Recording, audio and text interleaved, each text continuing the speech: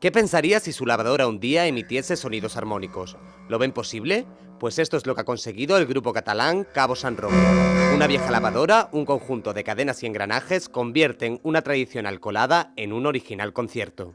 Cuando encima de un escenario pones una lavadora, pones toda una serie de cacharros que nosotros ponemos encima del escenario, hay un principio de concierto en que la gente pues está mirando qué es lo que va a pasar, ¿no?